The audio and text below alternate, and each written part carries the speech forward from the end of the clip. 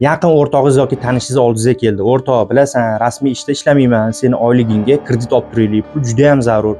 O'z vaqtida to'layman, kechiktirmasdan to'layman, senga muammo bo'lmaydi deb iltimos qilyapti. Yo'q desangiz xafa bo'ladi. Xo'p desangiz, mabodo to'lovlar kechikib qolsa, bank xodimlari sizni boshingizni og'ritishadi.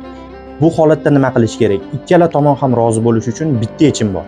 Siz video boshlanishdan oldin like bilan qo'llab qo'ying, men to'liq ma'lumot beraman. 2025-yil 6-iyundan boshlab kredit bitimi tuzish taqiqlangan shaxslar reyestri yuritiladi va o'zingizni ushbu reyestrga qo'shish orqali banklardan sizga nisbatan kredit ajratilishiga taqiq qo'yishingiz mumkin bo'ladi.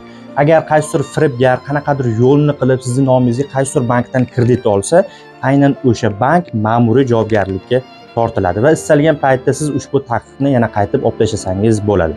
Ana endi ushbu qonun kuchga kirib, o'zingizni ushbu reyestrga kiritganingizdan so'ng bemalol Xudo tomonidan ham qaysidir tanishingiz kelib, nomingizga kredit olib turaylik, iltimos desa, agar bank kredit bersa, muammosiz yordam beraman deb maqtanib qo'ysangiz bo'ladi.